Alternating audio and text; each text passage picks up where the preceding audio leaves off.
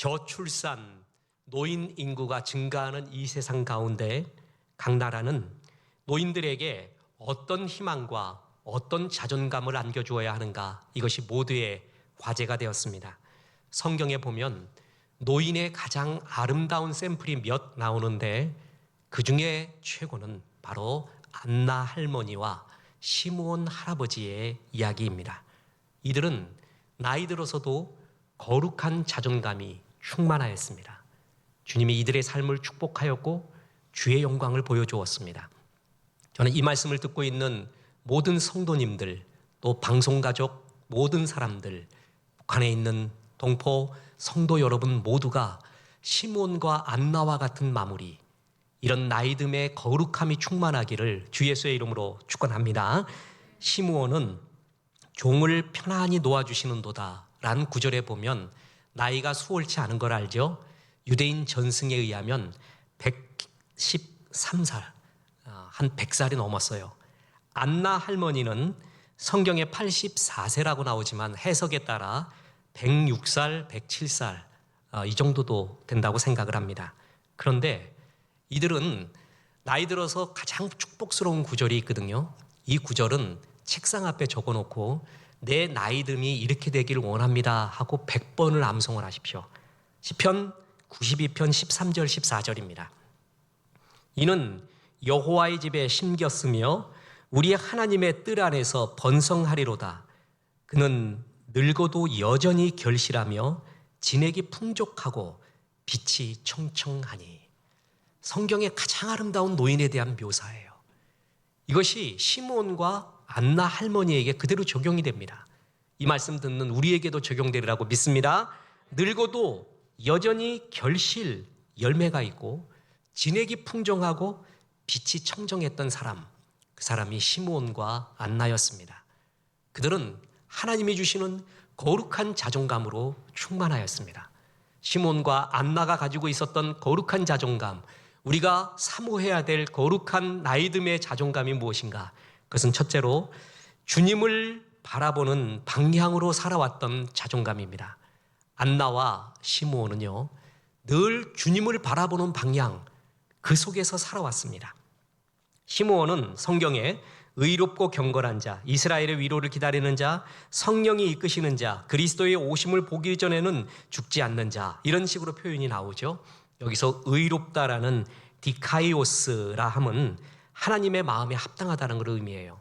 그리고 경건하다라는 율라베스라는 말은 신앙이 깊어서 하나님과 이웃 앞에 삶이 투명하다, 이런 의미거든요. 저 사람 신앙은 정말 아름다워, 내가 봐도 정말 느껴진다, 그런 사람이 있어요. 저 사람 정말 투명하고 진실한 사람이야. 그가 바로 시므온이었습니다. 안나는 선지자였으며 젊어서 결혼해서 7년 만에 미망인이 되었고 주야로 금식하며 기도함으로 섬기는 자, 이렇게 나왔어요. 자, 이 둘에 대한 표현, 특히 우리 시므온에 대한 표현 2장 25절 다시 보세요. 예루살렘에 시므온이라 하는 사람이 있으니 이 사람은 의롭고 경건하여 이스라엘의 위로를 기다리는 자라. 성령이 그 위에 계시더라. 위로를 기다린다? 이때 위로라고 표현된 파라클레신이라는 헬라어 단어, 유대 전통에서 위로자와 메시아는 동의어로 사용되었습니다. 그는 하나님의 영광, 메시아, 그리스도를 기다리는 사람이었습니다. 시므온과 안나의 특징은요, 무엇을 크게 이룬 사람이 아닙니다. 그들은 기다리는 사람이었고요, 늘 주의 방향에서 벗어나지 않은 사람이었습니다. 주의 영광을 사모하고 그 방향에서 벗어나지 않고 주의 영광, 메시아 그리스도를 기다린 사람. 우리 세상에서는요, 뭔가를 크게 이룬 사람, 그들이 영웅이 되고 동상이 세워지거든요. 근데 계속 자세히 읽어보십시오. 시므온과 안나는 뭘 이뤘다라는 것에 성경에 방점이 있지 않습니다. 그들은 하나님의 방향에서 벗어나지 않고 늘 기다리는 사람이었습니다. 그랬더니 침례 요한에게, 예수님에게 성령이 임하기 전에요, 시므온에게 먼저 임합니다. 하나님께서는 기다리는 자에게 이토록 역사를 하십니다. 왜 하나님의 방향을 벗어나지 않고 기다린다라는 것이 하나님 나라에서 그토록 중요한가? 이 성경에서 말하는 기다림의 의미는요, 진짜를 사모한다는 의미예요. 가짜에 만족하지 않는다는 거예요. 가짜의 마음을 홀리지 않는다는 거예요. 이 세상 영광이라는 게 있거든요. 이 세상의 기쁨이라는 게 있어요. 그런 거에 마음을 뺏기지 않고 끝내 진짜이신 하나님의 영광, 그리스도의 기쁨, 그로 인한 신앙의 환희에 초점을 두었다라는 이야기예요. 이 세상 얼마나 가짜의 마음을 뺏깁니까? 가짜 때문에 고민하잖아요. 가짜 때문에 싸움이 나잖아요. 근데 가짜의 마음을 두지 않았다는 거예요. 이게 기다림의 의미예요. 우리 그리스도인이 제일 추해질 때가 어느 때죠? 가짜의 마음을 뺏길 때예요. 세상의 정욕, 육신의 정욕, 안목의 정욕, 이생의 자랑, 이런 것에 마음을 뺏겨 있는 그리스도인을 볼 때 불쌍하고 추해 보입니다. 가짜의 마음을 뺏긴 상태예요. 그런데 기다렸다는 것은 진짜가 오기 전에 내 마음 만족이 없다는 걸 알고 진짜를 늘 사모하고 그 방향 속에 살고 있었던 시므온. 그게 기다림의 의미예요. 특히 이 기다림에 대한 이야기를 많이 하는 게 누가복음이에요. 누가복음 1장, 2장에 보면은 침례 요한이 나오기 전에 그를 한없이 기다렸던 부부 사가랴와 엘리사벳의 이야기가 나오죠. 그리고 오늘 이 본문에도 보면 시므온과 안나가 기다림 속에서 만나요. 뿐만 아니라 사람만 기다리는 게 아니라 하나님도 기다린다는 것을 누가복음 15장에서 말해요. 집 나간 탕자, 아버지가 한없이 기다리잖아요.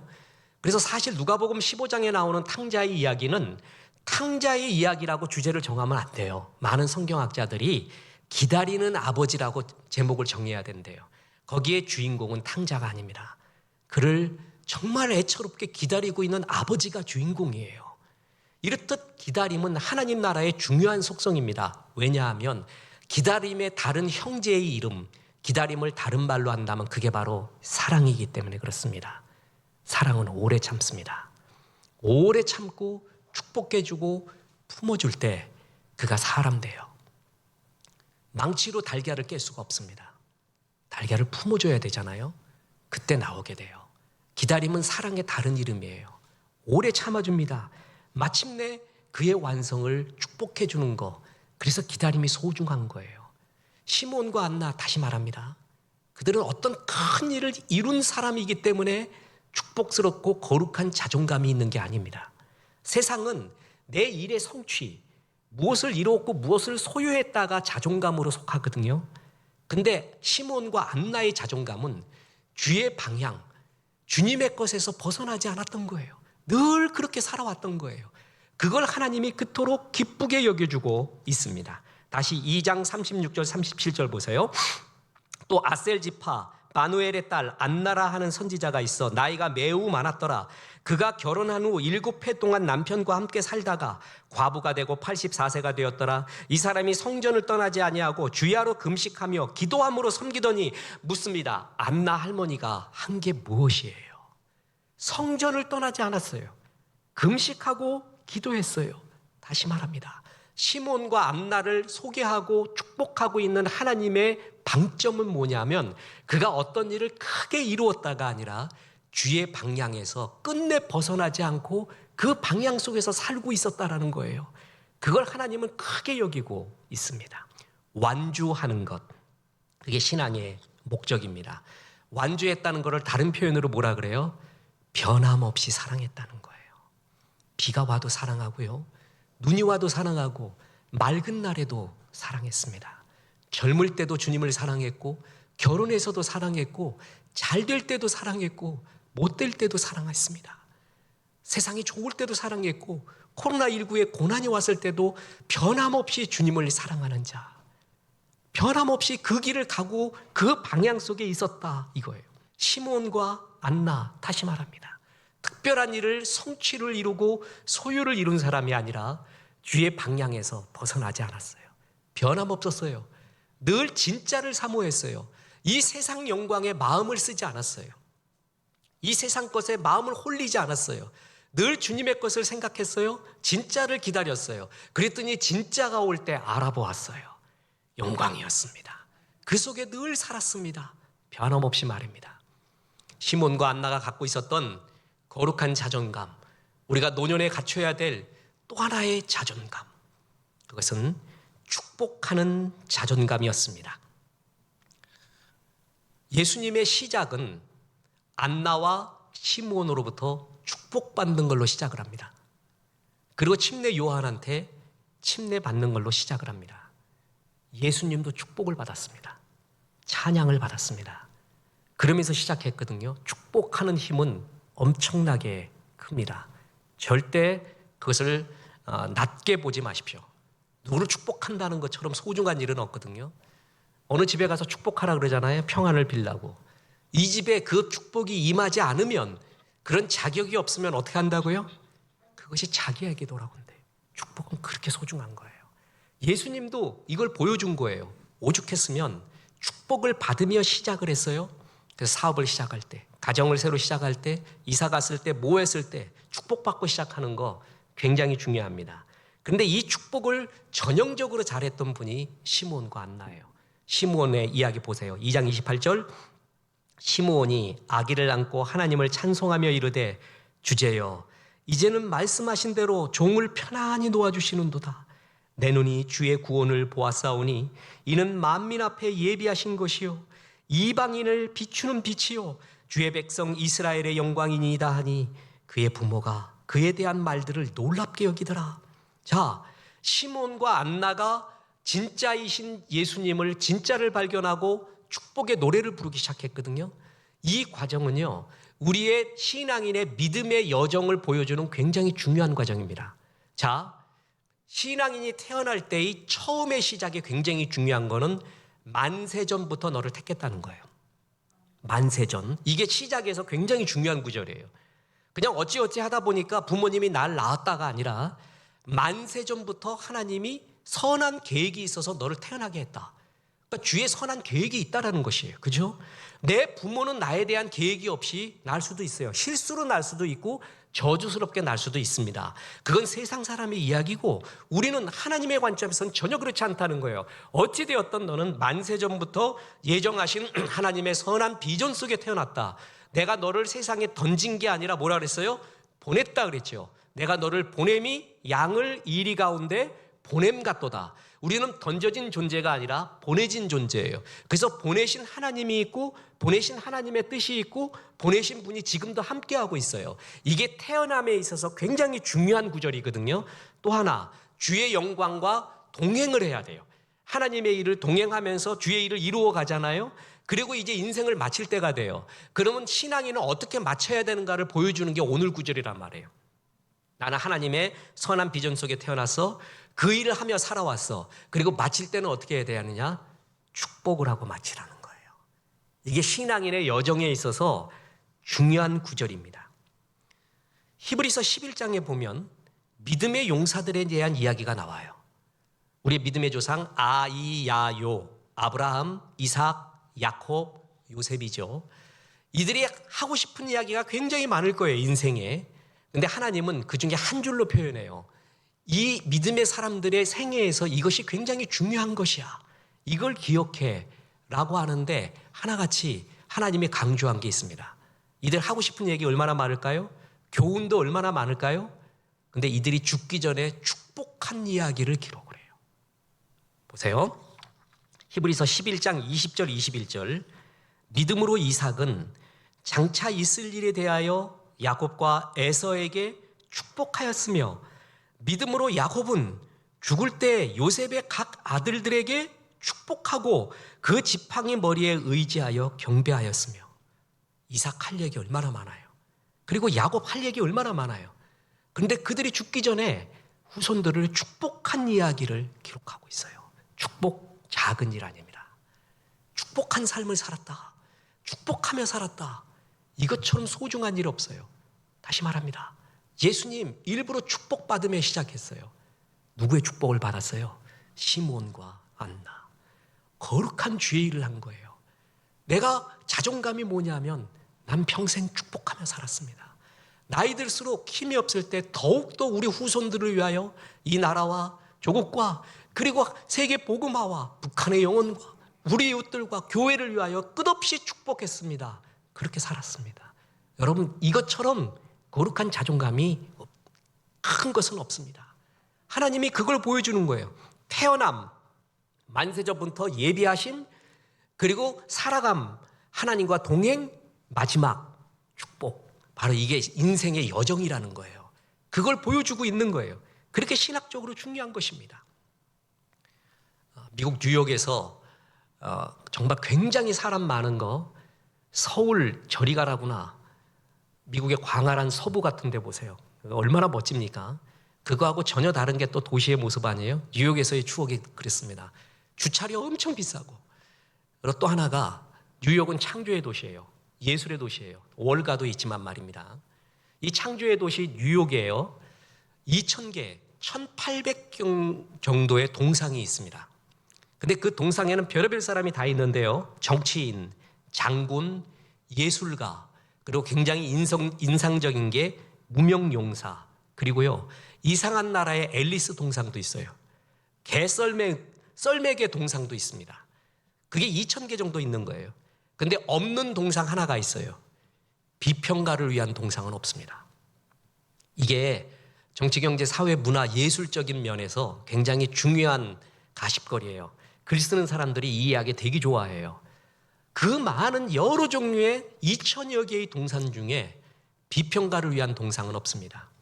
이 방송을 듣고 있는 비평가 성도가, 목사님 왜 자꾸 저런 소리를 하는가? 내 삶에 힘을 빠지게 하는가? 지금 그거하고는 다른 코드의 이야기입니다. 이때 비평가라는 것은 공감과 눈물과 긍휼과 창조성이 없는 비평만 하는 비평가, 다 싫어합니다. 축복하는다는 게 뭔지 아세요? 세워준다는 거예요. 긍휼과 대안이 없는 비평가의 특징은 무너뜨림에 있습니다. 이 세상 무너뜨리는 건 쉬워요. 뭔가 이루어 놓은 거 있잖아요. 쌓아놓은 거 하나만 건드리면 다 무너지잖아요. IQ 50만 넘으면 비판 다 할 수 있습니다. 근데 이 세상에서 제일 귀하고 소중한 사람은 세우는 사람이에요. 세우는 사람이 정말 귀중해요. 어떤 공동체전 제일 소중한 사람은 세우는 사람이에요. 이제 곧 우리 교회에서는 장로님과 권사님을 이렇게 안수하게 될 것입니다. 계획 같았으면 벌써 했어야 되는데 이제 지금 이렇게 미루어져서 이제 새로 하게 되거든요. 장로님, 권사님 3마디 하면 돼요. 좋습니다. 합시다. 내가 먼저 하겠습니다. 3마디 하면 돼요. 세워주는 사람이 장로요, 권사입니다. 비평가를 위한 동상은 어디서든 싫어합니다. 대안이 없어요. 부정적 사고만 해요. 그리고 긍휼과 공감이 없어요. 여러분, 이럴 때 무너뜨리기만 할 때 누가 좋아하겠습니까? 그 반대말이 축복이에요. 축복은 계속 세워주는 거예요. 그 사람을 만들어줘 가는 거예요. 성경에서는 이 축복을 너무나 소중하게 여겼고, 시므온과 안나, 그는 축복의 사람이었다라는 것이죠. 초기 10년간 누적 관람객 1,500만 명, 2천억 원의 경제 효과, 세계 축제 역사에서 길이 남는 우리나라의 한평 축제라는 게 있습니다. 나비 축제 아세요? 근데 그것이 축제사에 기록되고 있는 그 정도로 소중한 축제였던 이유 중에 하나가 뭐냐면, 대개 축제는 먹거리 축제입니다. 문화축제에서 공연 보는 거예요. 그죠? 그런데 그거는 세워놓은 걸 보는 거거든요. 이놈의 거는 날아가는 거예요. 나비는 날아다녀요. 날아다니는 걸로 어떻게 이벤트가 되느냐, 그 아이디어 낸 사람이 대단한 거죠. 그런데 그 한평 나비 축제를 담당했던 사람의 고백을 들어보면요, 제일 힘들었던 것은 이런 아이디어가 아니래요. 사람들의 부정적인 사고였대요. 어차피 시골에서 뭘 해도 안 됩니다. 군수님 안 됩니다. 이거 안 됩니다. 그 대안이 없는 비판, 대안이 없는 이야기, 이게 정말 힘을 빠지게 했대요. 아니, 어차피 시골에서 아무것도 안 되는데 그것도 멋진 이벤트도 아니고 뭐 나비 날려가게 해갖고 그게 말이 됩니까? 이 부정적 사고, 그렇죠? 그때 이거를 성공시킬 수 있었던 큰 원인 중에 하나가 축복하는 사람이 있었대요. 멋진 아이디어입니다. 세상에 나비 갖고 축제하는 건 우리밖에 없을 겁니다. 다 몰려올 겁니다. 한번 해봅시다. 그게 힘을 내게 해서 모든 걸 할 수 있었던 거예요. 축복은요, 막혔던 일을 열어줍니다. 축복 기도의 다른 이름이 중보 기도예요. 축복과 중보 기도는 막혀가고 있는 일, 막힌 일을 활짝 열어 제치는 거예요. 그렇게 소중한 거예요. 내가 평생 축복 기도를 했다. 그리고 나이 들수록 더욱 축복하며 살았다. 이것처럼 소중한 거 없어요. 미국의 최고의 부흥사, 지금도 전 세계적인 부흥사로 알려져 있는 빌리 그레함이 탄생했던 것이 1934년 미국 노스캐롤라이나주 차로테 부흥회였어요. 그때 부흥 강사님, 목사님이 모르드게 함이라는 분이었는데요. 이때 여기서 부흥회를 할 때 수많은 젊은이들이 주 앞에 돌아왔어요. 그 중에 한 사람이 빌리 그레함이었어요. 그런데 그 빌리 그레함이 이렇게 탄생할 수 있었던 최고의 이유가 뭐냐면 그 부흥회 전에 그 도시를 위해 이 모이는 젊은이들을 위해서 빌리 그레함 아버지 집에서 며칠 동안 금식하면서 축복 기도하고 있었던 무명의 사업가들이 있었습니다. 그 사람 이름 아무도 모릅니다. 끝없이 기도했습니다. 축복했어요. 될 줄로 믿습니다.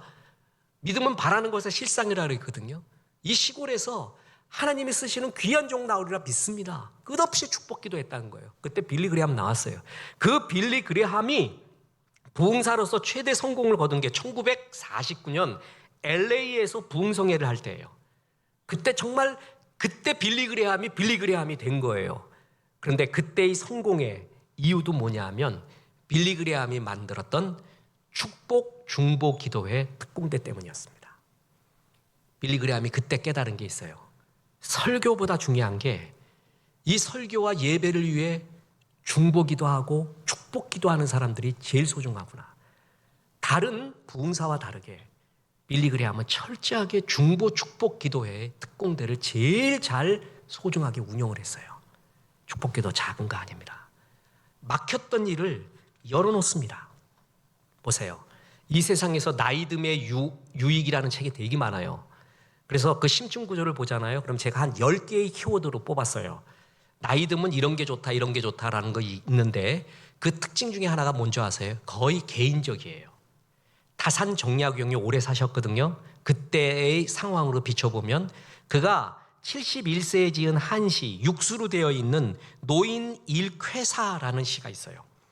노인인데 쿨해. 그러면서 나는 노인이 돼도 왜 쿨한 줄 아느냐? 그러면서 몇 가지를 말하는데 머리 빠지고 치아 빠지고 눈 어두워지고 귀 어두워지고 이게 다 축복이었다. 머리 빠지니까 신경 안 써도 좋고 치아 빠지니까 아프지 않아서 좋고 눈 어두워지고 귀 어두워지니까 안 볼 거 보고 안 봐야 될 거 안 보고 듣지 말아야 될 거 안 들으니 너무 좋고 이 세상에서 괴로운 거는 보지 말아야 될 거 보고 듣지 말아야 될 거 듣는 건데 노인 되니까 어두워져서 다 좋더라. 또 하나 한시로 쓰지 않고 글도 조선시로 쓰니까 너무 좋고 조선의 글, 조선의 마음 얻어서 쓰고 나니까 한시에 뭐 형식에 맞았느니 뭐 했느니 소용없대요. 나이 들면 그냥 내 마음대로 쓰는 거래요. 그리고 또 하나가 뭐냐면 바둑에서 꼭 이기려고 하지 않아서도 좋고 젊었을 땐 승부욕이 강하대요. 근데 바둑 뜨면 이제 나이 들어서도 이렇게 편안해진다. 이게 노인 일쾌라는 거예요. 개인적인 거죠. 나이 들어서도 이런 개인적으로 유익한 게 있다 이거거든요. 성경에서 말하는 나이듦의 유익과 거룩한 자존감은 개인의 차원을 넘었습니다. 여전히 축복하고 있어요. 여전히 사람들을 세워주고 있어요. 여전히 사람들이 잘되게 하는데 쓰임받고 있습니다. 안나가 시므온이 그렇습니다. 그들은 주의 방향으로 늘 살아왔습니다. 큰 일을 이룬 것도 아닙니다. 그러나 가짜의 마음을 홀리지 않았습니다. 진짜에 대한 영광을 사모하며 살았고요. 그래서 진짜가 나타났을 때 알아봤습니다. 그리고 그들을 축복했습니다. 그게 시므온과 안나였어요.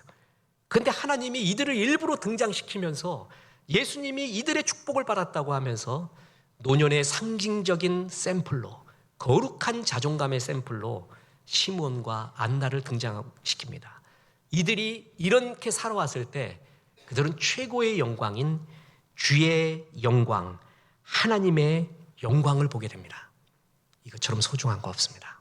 자, 저는 우리 개신교, 기독교에서 이 찬송들을 많이 잃어버렸다는 것에 좀 아쉬워요. 그런데 카톨릭이나 성공회나 루터교 같은 데서는 예수님 탄생 때 아니면 예배 때 이 찬송 굉장히 많이 부르는 4개의 찬송이 있습니다.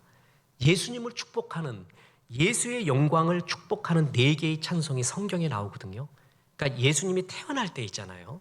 그때 나왔던 찬송들이에요. 첫째가 뭐냐면 마리아의 노래예요. 그죠?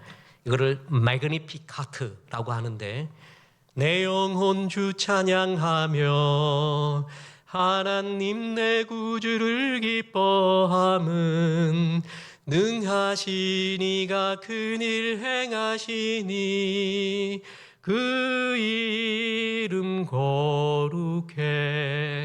하나님이 내게 큰일 행하신다니. 처녀가 임신한다는데도 좋대요.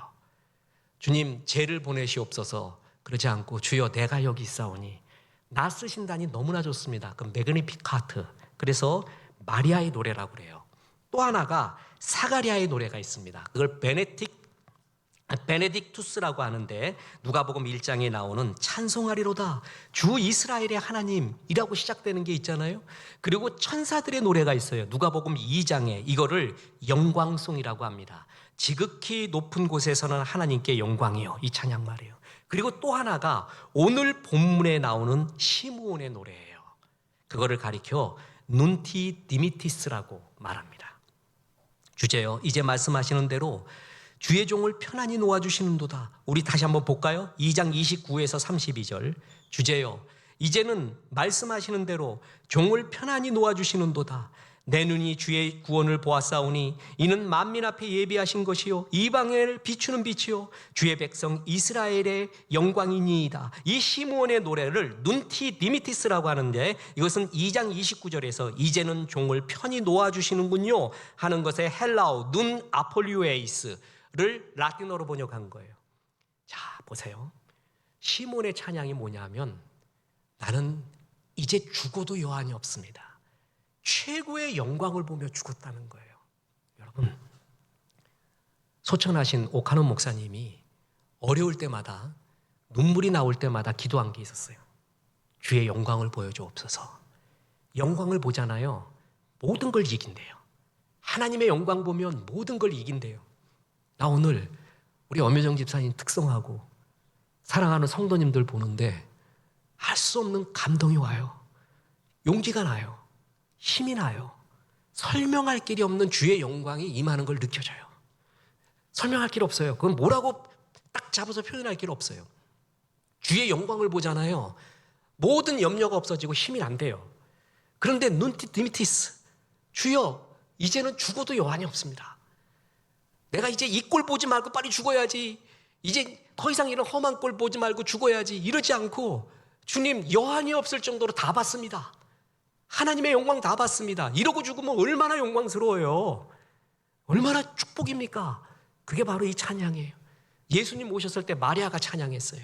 사가랴가 찬양했고 천사가 찬양했고 시므온이 눈티 디미티스, 주의 영광을 찬양해요. 여러분, 성경 신약 성경에 보면 주의 극한 영광을 본 사람이 한 두 사람 나와요. 하나가 베드로예요. 베드로가 변화산에서 하나님의 영광을 봤거든요. 예수님의 진짜 본질을 봤어요.